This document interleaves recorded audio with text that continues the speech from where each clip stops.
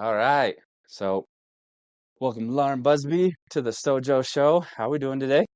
Good. How are you? Doing really well, doing really well. Okay, so I know, lucky enough to have worked with Lauren in the past and heard a little bit about her athletic journey, and so wanted to bring her onto the show to let you guys all kind of take part in some of her knowledge and some of her experiences, and hopefully it's something that can go well for all of you guys. So, jumping into this, Lauren, you were, if I'm right or if I'm wrong, please correct me, a gymnast, is that right? That's correct. I was a competitive gymnast for about 14 years, so more than half my life at this point. Very cool, very cool. So gymnastics, how'd that whole thing start for you? Yeah, so when I was 3, my mom saw me swinging on the clothing bar in my closet. Very nice. Decided that probably wasn't the safest thing for a 3-year-old to be doing, so decided to enroll me in gymnastics, and it just became my passion. Very cool, very cool. So as far as gymnastic goes for you, what was it about gymnastics that I guess really captivated you, really drew you in, made you think like, hey, this is something I enjoy? I mean, a lot of different things like tumbling and like the actual athletic portion of it for sure, because it's so different compared to any other sport. Like, you see all the time, like, oh, football, you get 4 downs, there's 4 quarters, stuff like that. Gymnastics, it's like one chance. So you either do it right the first time or you're SOL. So I guess the competitive aspect of that, but it was also super fun because like in some aspect it's a team sport for sure, but it's also a big individual sport because majority of the time, at least when I was doing it club wise, you're competing for individual medals rather than a team medal, if you will. Yeah, I got you. So as far as, and I know I feel like that's similar with track, swimming, some of those other sports where you're on a team, but at the same time, you're kind of competing individually. So, how does your mindset change between those things where maybe you fall or mess up on a routine, but you know your team does good and you still win a tournament? Like, how do you view some of those moments? They're hard for sure because you don't want to be the one that messes up and makes your team lose or whatnot. I mean, it's a little different in college. Like, they take the top 5 scores. So, like, if one person messes up, it's not the end of the world.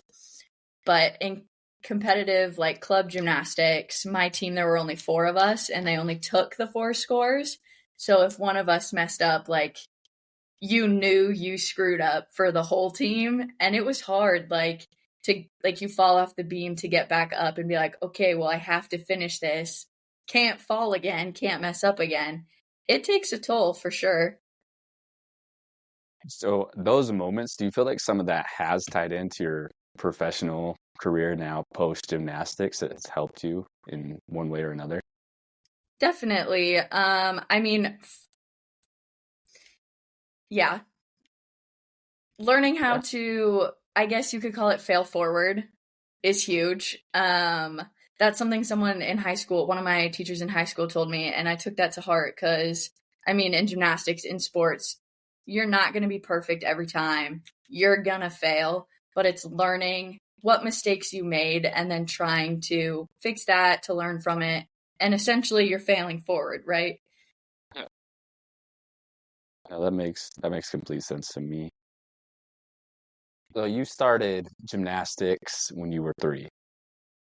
So as a little girl practicing gymnastics, did you have other friends, other people in the community that were doing gymnastics with you as well, or was it pretty spread out?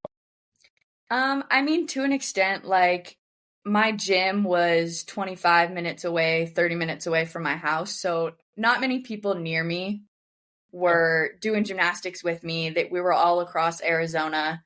And I mean, my team was 4 people, so they were kind of my group. No one in middle school, high school, no one really got it. Okay. So yes, had friends, but no, I mean, I was in the gym 40 hours a week when I was 12, even Yeah. younger than that. So yes and no, I guess. So how does that because to your point, it's you and these three other girls. How did that build some type of community between you and those girls? Because to your point, you had to travel, half hour practice, where a lot of these other sports that are going to be really popular have a lot of individuals on the team, like football and stuff. You play at the city, and it might be, a park that's only 5 minutes from your house. So how did that build a sense of community with those girls for you? Became like my family, right? I spend every day at least 5, 6, 7 hours a day with them. So we started to do everything together from sleepovers when you're 6 to, hey, let's go get Starbucks when we're 15 together. Because they were really the only people that got what we all wanted to do, if that kind of answered your question. Yeah, no, that makes sense. So as far as it goes, would you say those three girls outside of your friends at high school and whatnot, but would you say those three girls really had the biggest impact on you as far as growing up throughout your childhood? For sure. I mean, coaches as well, right? I mean, they shape you into the athlete that you want to be, whether that's in a positive or negative way. But I would just say gymnastics as a whole probably shaped me into who I am and what I aspire to be. Yeah, I think that's great. And I'm glad you brought up coaches because I think that is an important aspect of this. So I guess what foundation do you feel like your volleyball coach or volleyball, I apologize, your gymnastic coaches laid down for you?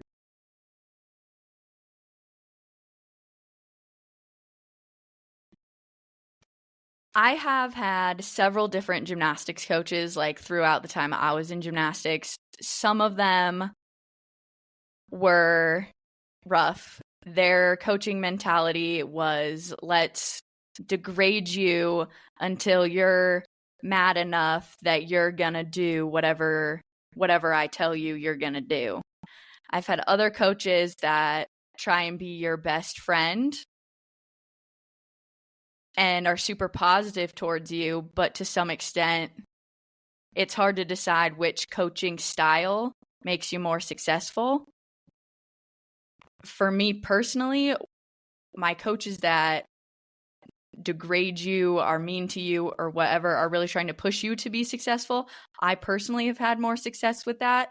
However, mentally, not as stable as with coaches who are positive and really trying to support you both mentally and physically, if you will, in the gym and all that stuff. No, that makes sense. And I think that's something that you see now throughout athletics is you have coaching that's going to be really intense, in your face, yelling at you, kind of degrading you, and then you have others that are lifting you up. And I think there is that fine line that we're talking about when coaches are pushing you, but also I think building you up at the same time. So I know you said it's difficult to understand which coaching style was better for you, kind of looking at both sides versus, well, one's making you perform better in gymnastics, but the other one is also hurting you mentally and kind of pulling you down. Would you say coaches have a big effect on early burnout with athletes for either sticking with their sport or getting out of it? Absolutely. I know for me personally, like I got so tired of being 15, being screamed at 8 hours a day after you're in school all day, and then you're in the gym until 9, 10 o'clock, and then you're just being yelled at. Oh, your leg was bent. Oh, you fell? Go climb the rope 10 times. You're 10 minutes late, climb the rope 10 times. So it definitely gets exhausting. Yeah. Do you feel like those lessons that you learned from your coaches, is that something that benefited you in life, or do you just feel like that was something that, you harbored resentment and anger towards them? I mean, I think it's something that's definitely benefited me, right?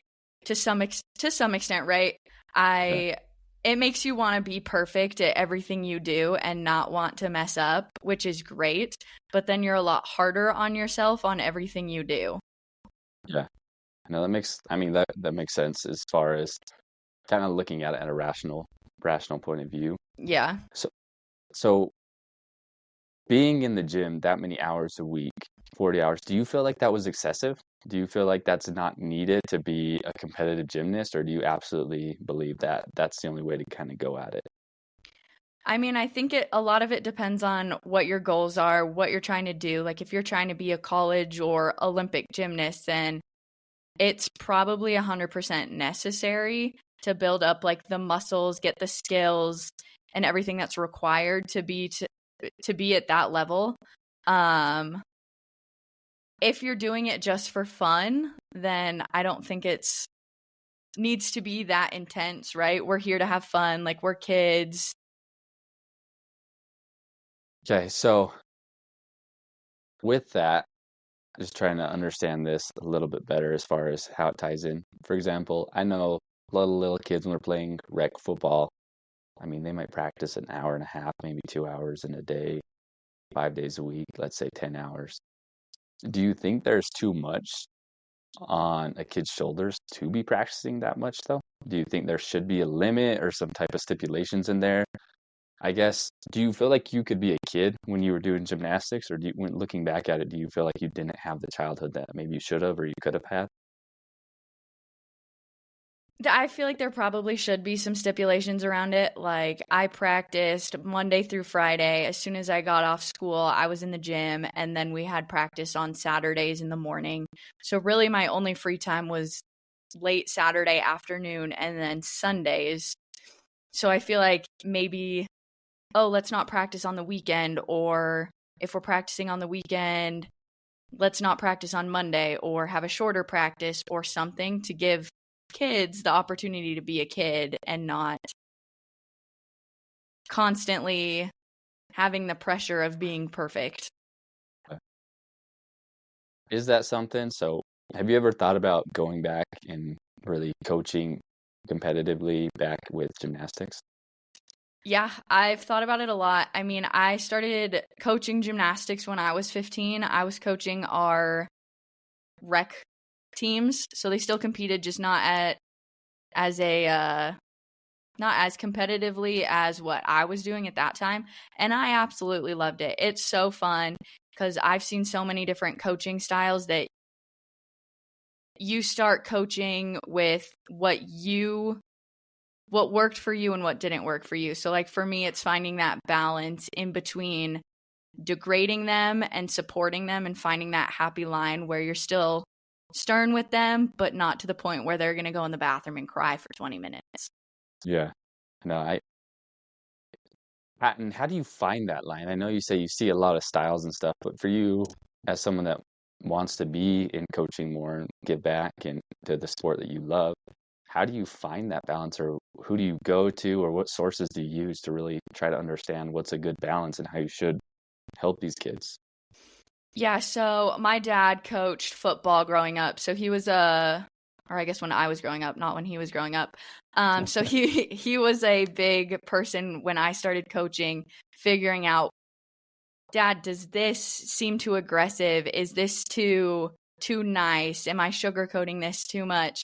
But something I found that has worked really well for all the kids that I've coached, whether they're 6 months old or 12 years old, is what we call supportive positive feedback. So SPF and DP, or directive practice. So SPF and DP. So tell them something they're doing really, really well, and then tell them, hey, let's try this instead. Hey, your leap was great, but your knees are bent. So let's try it again and see if you can keep your legs straight.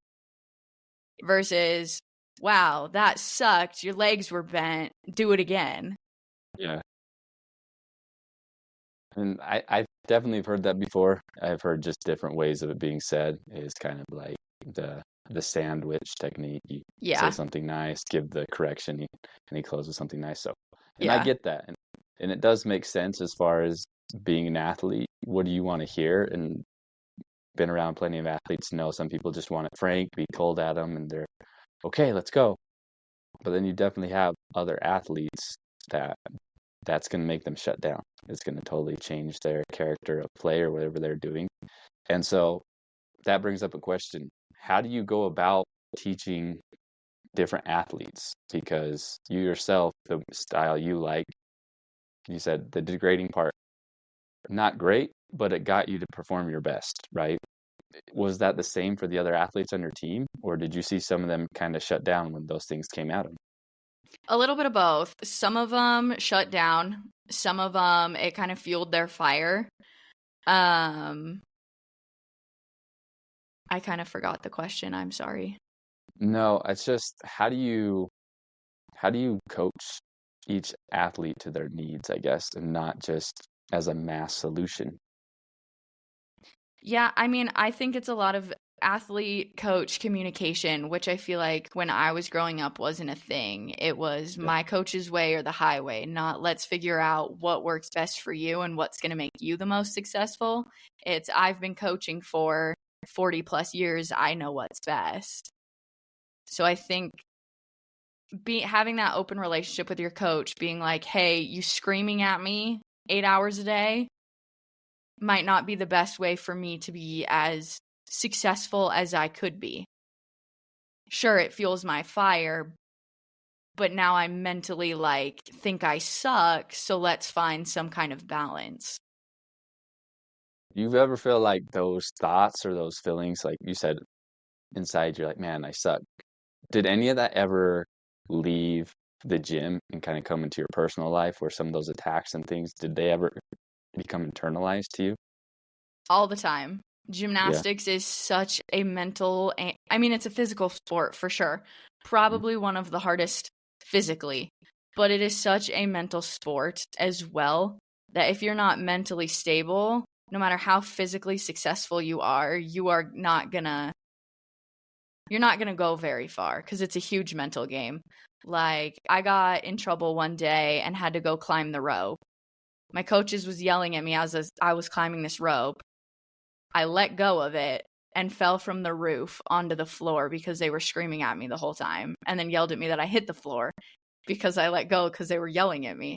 And then you go home and you're like, is this even worth it? Like, wow, I suck. I just fell from the roof of this building onto the floor.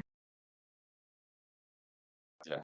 No, and to your point, I really do believe it's a lot of mental aspect that goes into gymnastics. I mean, there's no way I'm doing a flip on a 4-inch bar uh, Beam. beam, going across that. But and to your point, maybe you can even talk to this a little bit. We saw in the past with Simone Biles, an elite gymnast at the top of, you'd say the best gymnast in the world, go to the Olympics and completely shut down and get the twisties. Was that something you ever experienced? Definitely. When I saw that happen, a lot of people around me were like, oh my gosh, how could she do that? Like, what in the world? That is just so unprofessional. And me understanding like the background behind gymnastics, the coaching style, the mental game, Yeah. I was like, good for her because she knows she's not okay, right? But we call them mental blocks in gymnastics. When you get the twisties, you're scared to do a skill, you flip the wrong way, give yourself a black eye, and then you're scared. What I did when I would get stuff like that, I actually went to a hypnotist, ironically, which was Interesting. actually a really cool experience. So I would just go sit in her office. We would talk for a little bit. She'd be like, hey, like, what's freaking you out? What skills are you worried about? And then I would just sit there in this chair. I'd fall asleep and she'd talk to me subconsciously and record it for me. And then I'd go into the gym the next day and I was totally fine. It's Wow, weird. that's A lot of people I've told that to, they're like, that there's no way that works. And then I yeah, have had like some of my other like girls I did gymnastics with, they went and tried it. Some of the girls I used to coach, they went and tried it and they're like, this is insane. Like, how does this work? yeah, So I started actually my hypnosis, whatever you want to yeah. call her. She would actually record our sessions for me. And then before practice or before a competition, I'd actually listen to them. So then the day of competition or practice, I was good to go, felt fine. None of that was too big of an issue. Yeah. That's That's really cool. I think that's not weird to me. I think it's a unique and honestly just looking for a solution to a problem, which I think is something great that sports do teach is you run into a problem, you run into a skill you can't do, whatever it is, and you want to find a solution. You don't want to just stop and give up there. You want to push through it. So that's really cool. And I mean, it's almost perfectly in line with what you see in college athletics nowadays, where almost every major staff across the country has some type of mental health coach, therapist, whatever they want to call that position that's helping those athletes work through roadblocks, work through, and not just athletes either. I mean, coaches are going in there and talking to these professionals to go through all the stress that they go under as a coach to make sure that they're doing things the right way as well. So I think that's awesome. And you said you got other people on your team to go and try it as well. Is that something then, as you got back into coaching, is that something you would recommend to your athletes to go and try out themselves as well? Absolutely. I mean, for me, it helped me mentally so much. I mean, at this point, I think I was maybe 10 or 11. And again, in the gym 40 hours a week, being screamed at constantly, oh, do your double back handspring on the balance beam. Well, you do it once, your hand slips off, you like break your wrist, and now you're scared to do it again because you don't want to get hurt.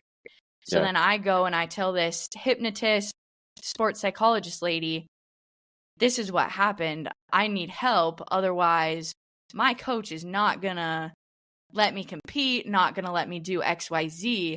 So it is without a doubt something I would recommend for any athlete who has the twisties, a mental block, is scared of something, or just needs like a little bit of a subconscious push that it'll be all right in whatever they're trying to do. I 1000% think it is the way to go. so as you see the whole world kind of switch over to this concept of mental health awareness and kind of being aware for athletes and stuff, do you think that it's something that should be offered or something that should be looked at more heavily at a younger age and not just at, the collegiate and professional level? Definitely, because I mean, all athletes, they don't start in college, right? Or in pro. They start when they're 5, 6, 7 years old. So I think having some sort of tool when you're that young, learning how to cope with what's going on in your head is super important. So they have those skills. So when they're older, they know how to cope with what's going on in their brain. I think that's a great point that you bring up. So, switching gears a little bit, let's get into your journey with gymnastics. Like, let's really jump into it. You started when you were 3. What was it, that we talked a little bit about the things that you liked, but give us the journey from 3 onto your last day on the mat. Like, what was that journey like? What'd you experience? Maybe even some life lessons that you learned. Like, let's kind of hear your story. Yeah, so I started when I was 3, and my mom put me in at the little gym, and I was there for a few months, and then she decided, let's put her into an actual gymnastics gym where she can grow and develop into a gymnast, see if this is something that she loves. So when I got put into a competitive gymnastics program, they test you, your skills, what can you do, what can't you do, put you in a class or a level that fits you best. So I started at extreme, and my cousin was actually on the team with me when I was 4 or 5. So we would do little competitions together. I think I was there for maybe a year or two, and then once I was 6 or 7, I moved to a gym called North Valley, and that's when I really started competing a lot more, learning a lot more complicated skills, routines. And then after that, my 2 friends moved to a gym called Phoenix Gymnastics Academy, and that's where I spent the majority of my gymnastics career, if you will. I have a very love-hate relationship with that gym. They definitely formed me into the athlete that I was, the successful gymnast that I was. Yeah. I started as a level 5, I think, with them, and then ended as a training level 8 or 9 with them. So they were my family. I knew all the coaches like they were my parents at that point. Yeah. What else? I know you said to talk about my journey. It's a So lot. no, and that's what we want to get into is because we understand everybody's journey is going to be a little unique, a little different. So you're in this gymnastics, good or bad. So you did gymnastics up to what age? What was it that ended it for you or stopped, or why did you switch gears, or tell us a little bit Yeah. about that. I was 17 when I stopped. I think I had just turned 17 when I stopped gymnastics. I had really bad, still do, tendonitis in both my ankles, and my doctor said, you're either going to have surgery or you're going to have to stop. Yeah. I figured walking was probably a little bit more important than continuing my gymnastics career. As painful of a decision as that is to make it 16, 17, Yeah. walking I found might be a little more useful than college or the Olympics or whatever the dream was. Yeah. What was the dream? I guess ask that. What was the dream? So initially the dream was the Olympics, as Yeah, probably any competitive gymnast would tell you that. for sure. Then one day my dad looked at me and said, "You're not going to go to the Olympics." I said, "Okay, Dad, why not?" He said, "Because you need to do gymnastics in college." I said, "Okay, then I guess that's the new dream." So as far as doing, I know you said you're 17, so did you have a direction or a school that you wanted to do gymnastics for? Yeah, I really wanted to do gymnastics at the University of Utah. Very cool, very cool. And so, that's honestly choosing to walk or not is a huge decision when you have tendonitis like that. But I've seen athletes that honestly they choose the sport over that. So what was it in that moment? I mean, you're trying to make this decision. What was it that really led you to say, okay, my gymnastics journey is over and I'm okay with that? I mean, a lot of it was thinking in the future, right? Football, you can be a pro. Basketball, you can be a pro. Hockey, pro. Mhm. Gymnastics, once you finish at the college level, it's over. Like there's no pro gymnastics team. So it was, okay, is it worth 2 surgeries to be able to do gymnastics for 4 more years, plus all the rehab that it's going to take, versus, okay, you're fine right now. So I think it was knowing that in in the future, once I finished college, that there was not going to be a pro gymnastics career for me, which made it a little bit easier versus I'm sure if like a football or basketball player was in the same boat, they would probably choose surgery and the rehab because they would have that potential opportunity to take it pro, and it's not over for them versus as a gymnast it's kind of over for you once college is done. Yeah. And I mean, that's a good point. It's the same with, I think, a lot of those Olympic sports. You can practice them when you're young and whatnot, but then after that, there's not a real league or avenue that's set up outside of the Olympic Games for you to compete at.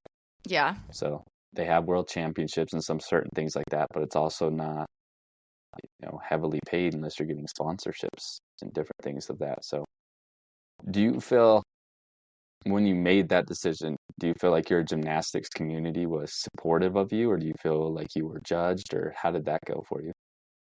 My teammates definitely were super supportive. Some of them were also injured and kind of going through similar situations with ACLs and wrists and backs and all of that Coaches were not as supportive. Got yelled at a few times.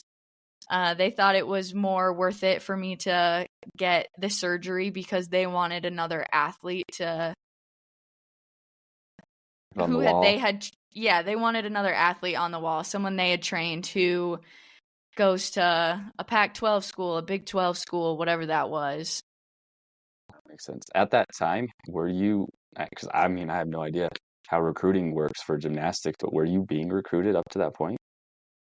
A little bit here and there. I mean, 16, 17 is kind of when they start looking. It's more kind of that 17, 18 range. Yeah. But I mean, I did a tour of the University of Utah gym, I think when I was 16, and I fell in love with it. It is Yeah. so cool. It's a very, very cool, unique atmosphere up there. That's one of the unique places where I think they are very supportive of the gymnastics program. And it Definitely. shows with their history with the Red Rock. So I get that. So looking back at it, or maybe in that moment when you decided, hey, this is it, gymnastics is done, you didn't do any other sports, right? It was just gymnastics for the most part, or was there anything else that you did growing up? I cheered in high school for a little bit after, just because I wanted something similar to Gotcha. Yeah. gymnastics since I couldn't do gymnastics anymore. And I talked to my doctor a lot, and they're like, well, if we're not tumbling as much, if we're not pounding on our body as much, it should be okay. So I cheered for my last year and a half in high school, which was a ton of fun for sure, but completely different than what I was used to. Yeah. Especially when you've devoted your whole life to this one sport and then you kind of switch it up at the end. I can understand that. Yeah. So looking back at it when you made that decision, and or even nowadays, does it feel like a waste to have gone through all those years of gymnastics only to, stop when you were 17? No, I mean, gymnastics has taught me so many life lessons. One, how to be on time to things because I don't want to get in trouble and have to climb a rope Yeah. for sure. Hopefully you're not climbing a rope at your current job, Yeah, hopefully occupation. my boss doesn't make me climb a rope, right? Um, but compassion, dedication, work ethic. I would not trade my athletic journey for anything because being a gymnast has taught me so many different life skills that I think I would be a completely different person if I would have stopped younger, if I wouldn't have done gymnastics.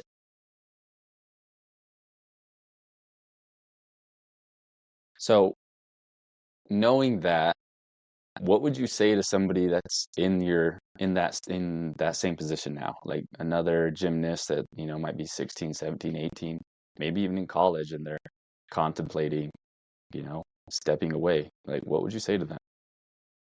I mean, definitely weigh your options, right? Like, is it surgery? Is it a mental thing? Is it like, why are you considering stepping back? If it's surgery, look at the big picture. Do you have potential to go to the Olympics? Can your body handle 4 more years of training until the next Olympics? Is it worth just doing college gymnastics and then being done after that? So I feel like there's a lot more factors that go into it. So it's really weighing those options, right? Like if you're not Olympic bound and it's college gymnastics for you, but you might have to have surgery, is the surgery and then the year of rehab going to be worth it for 4 more years, potentially damage your wrists, your knees, your ankles, whatever it is, more worth it for those 4 more years? Or do you Yeah. want to walk normal again? Yeah. And I would say, looking at that, gymnastics definitely seems to have the earliest, I'd say, overturn, if that makes sense, of athletes. I feel like a lot of gymnasts hit their peak before they are even 30, and then that's just done. The career's over. You don't see a lot of gymnasts at the Olympic level that are still competing past 30. I mean, there's still going to be people competing and whatnot, but it seems like a very heavy turnover. You're getting girls to the Olympics that are 17 and then by the time they're 25, they're done. Do you Yeah, I think that? mean, Yeah, go for it. no, go for it. Finish your I was question. just say, Sorry. do you feel like that's because of such a heavy front load that gymnastic put on your body at such a young age? Yes, absolutely. I mean, I think like the typical like retirement age for like a Olympic or college athlete is about 22. So you peak between the age roughly of probably 16 to 19 or 20. And it's because how physically demanding gymnastics is.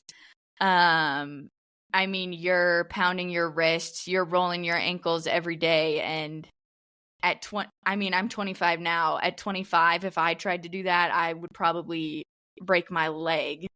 Okay.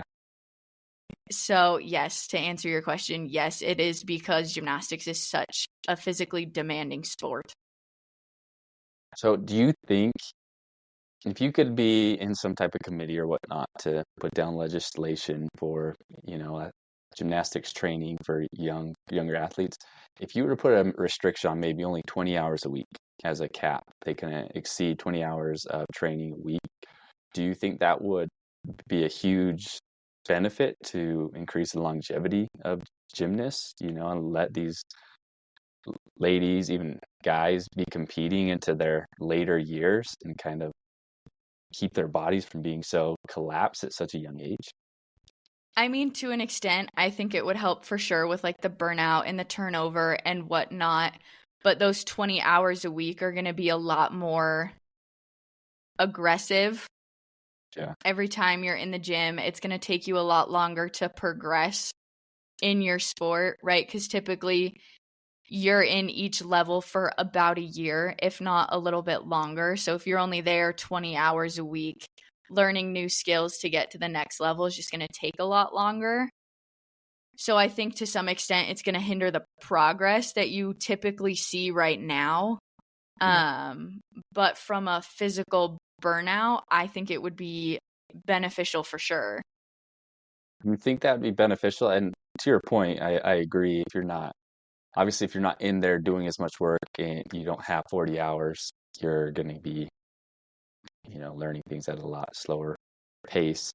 But do you think it'd be better to have, athletes that were 21 to 25 being more of the peak age going to the Olympics versus these younger girls that, are just recently knowing how to drive? Because the mental toll that it like puts on you to be under those stressful situations.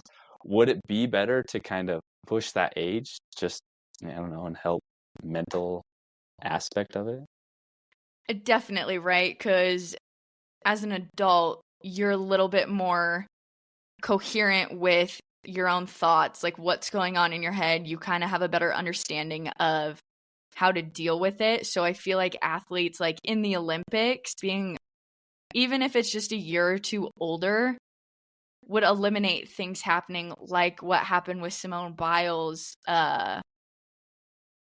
was that 2022? I think I think it was the 2020?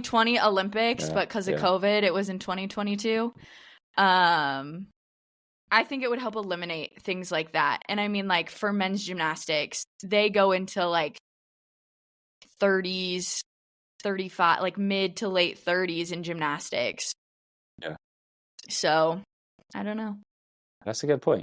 I guess looking at it between female and male and how that kind of pairs out on your path, I guess that is a good point to kind of bring into it.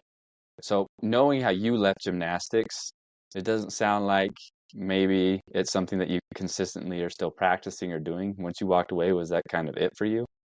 To an extent, I mean, I still kind of stuck around and coached a little bit here and Hmm. there, but I moved to Salt Lake to go to college. And kind of once I moved up to Salt Lake, I was kind of out of that world for about a year or two. And then I started coaching at the little gym. So I was coaching more kind of the kinder age, Nice, more nice. recreational gymnastics for fun, which I absolutely loved. It was fun to be in a gymnastics atmosphere where it wasn't constant pressure all the time. So you still not totally the dream, but it sounds like you had the dream of going to the University of Utah at least, right? Yes. Very cool. Very cool that you still got to go there. So, as you transition from your, I guess we could say your sports journey in gymnastics into your current role, I mean, you talked about it, you didn't think it was a waste of those, I guess, 14 years. So what has gymnastics benefited you in getting your current role that you are in now? Yeah, so I mean, gymnastics made me passionate, wow, English, for sports in general, right? Like my brother was a football player, my sister played volleyball, my mom was a swimmer, my dad coached. So sports and athletics was something that was our family. Yeah. And when I moved to Salt Lake, like I wanted to be a physical therapist, an athletic trainer, thought that was so cool and could still be on the ground running with the athletes, helping in some kind of way. Turns out anatomy is not my thing.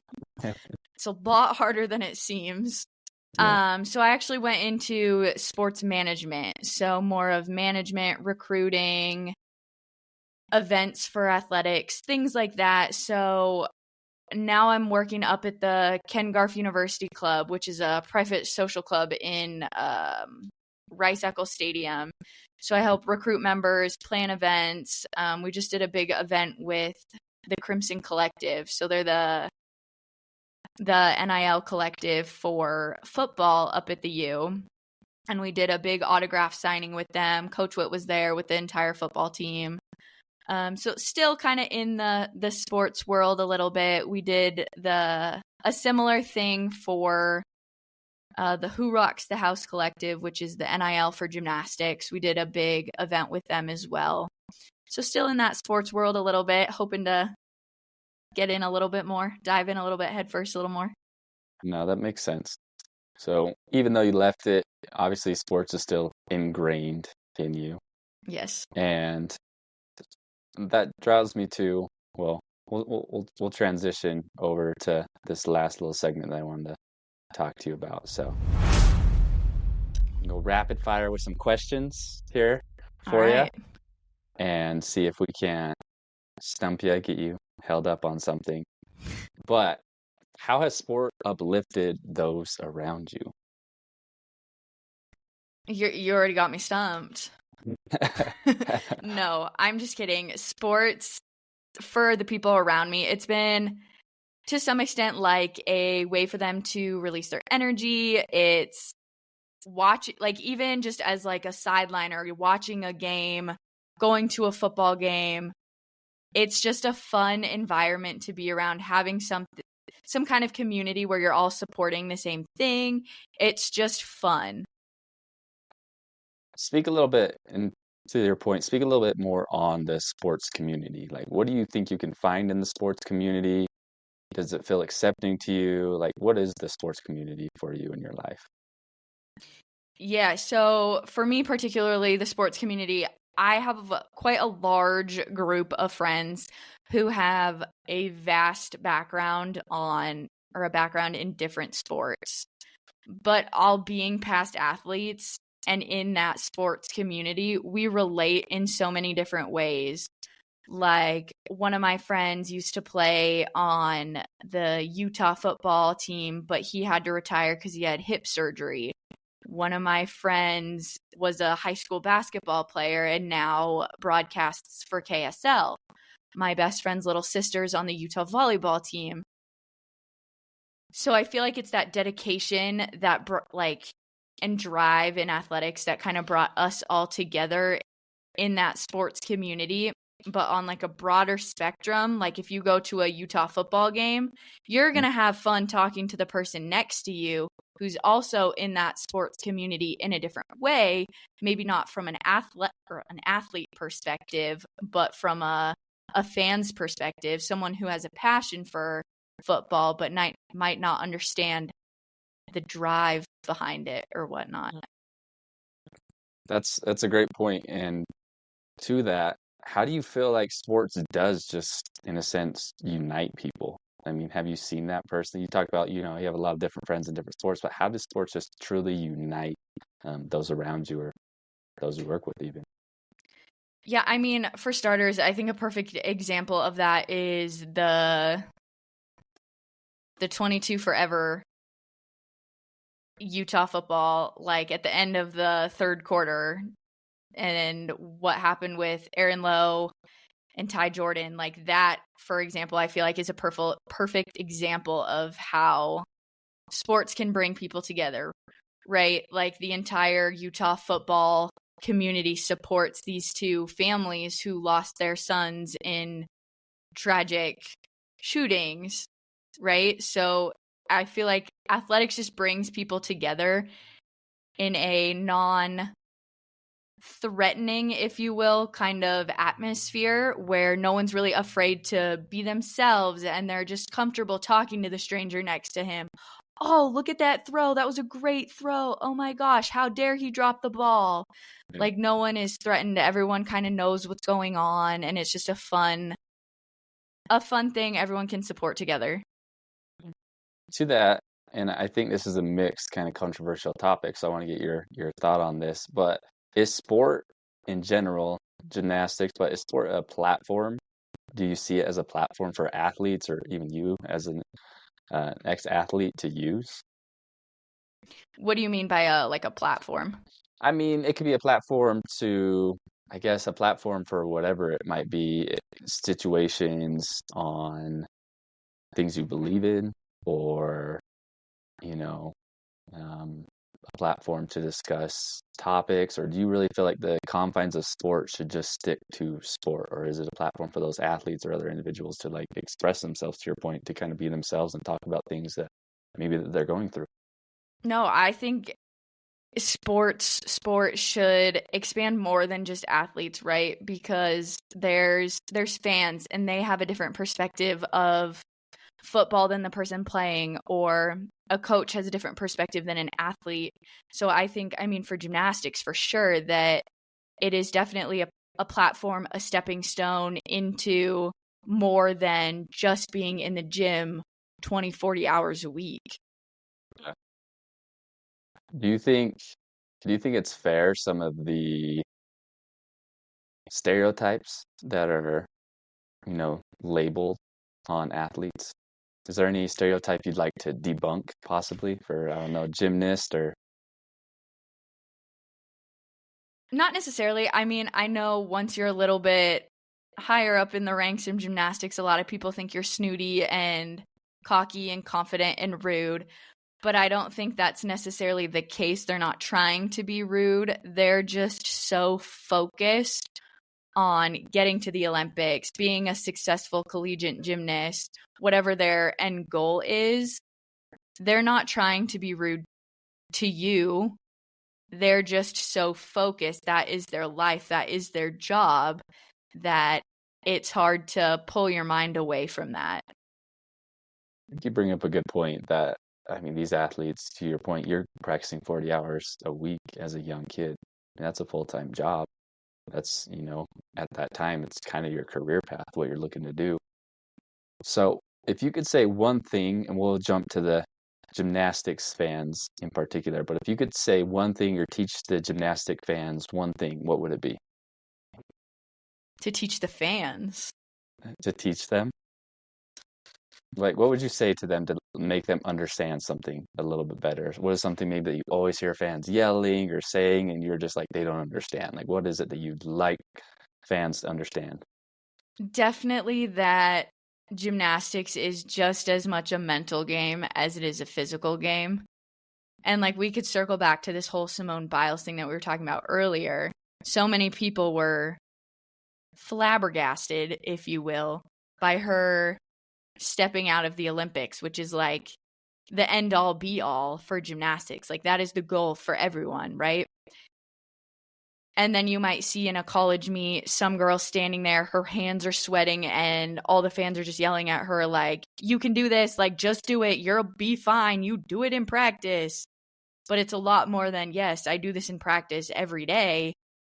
There's also 1,000, 3,000 people sitting here watching me do this, versus in practice, it's my friends and my coach. So it's a lot more of a mental game than I think most people understand. Fair enough. Fair enough. Last question I have for you is, can you share an experience where sports helped you connect with people from diverse backgrounds?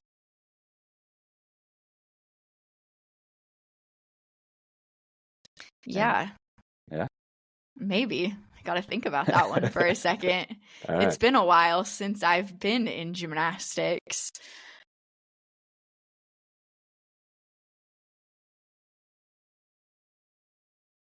I mean, so I competed at 3 different gymnastics gyms, right?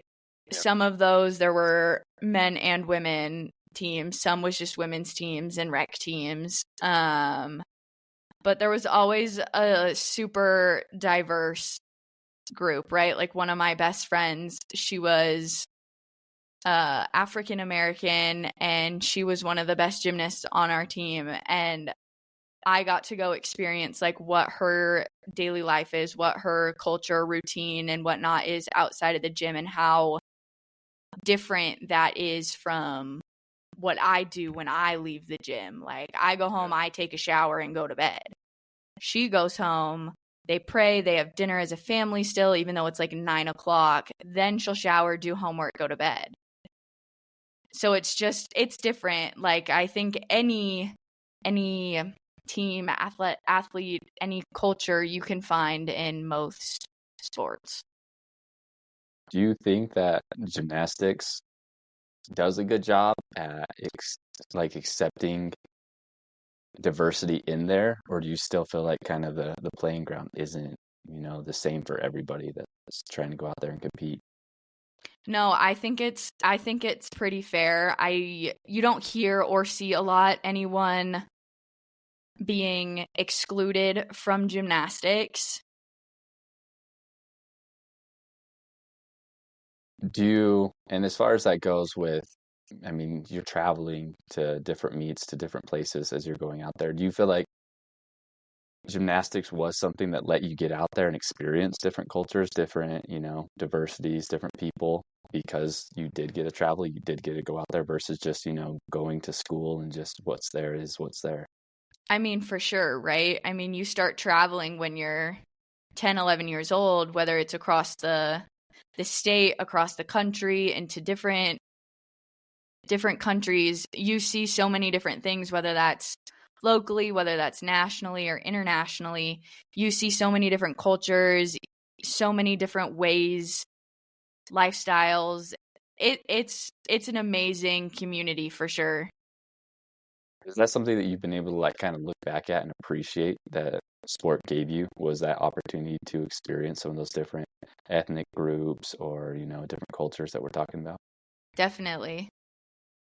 I think I think that's one thing when you talk about sport that people that aren't participating, aren't in it, don't realize is sports can really be a great opportunity to mix cultures and mix different people from different backgrounds, different, you know, societal statuses even.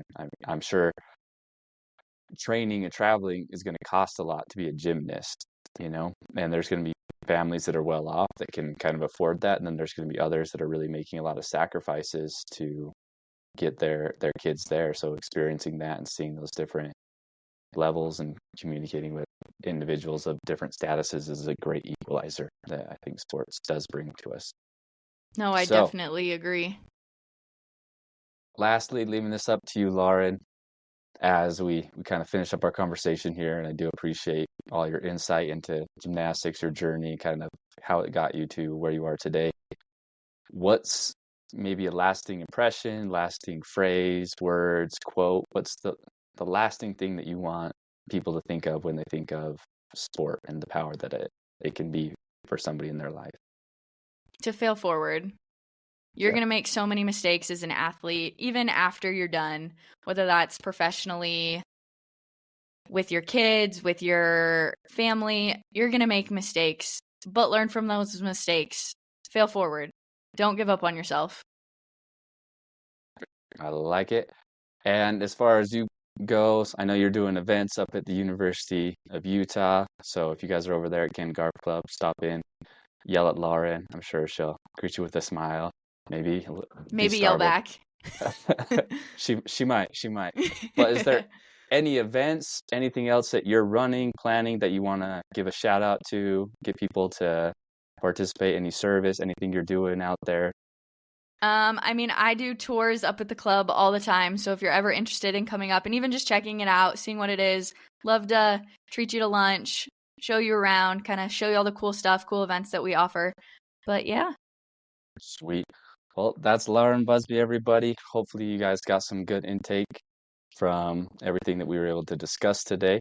And just remember, as you guys are all out there going throughout, your daily careers, practicing for sports, whatever it might be, coaching up these youngins, that you make sure that you understand the impact that sports has on someone's life in the long term, and not looking at athletes as a transaction, but looking to make a transformative coaching or experience for all the individuals that you are around. So that's a wrap from us today. Sojo, remember, live Sojo, sports, our journey onward.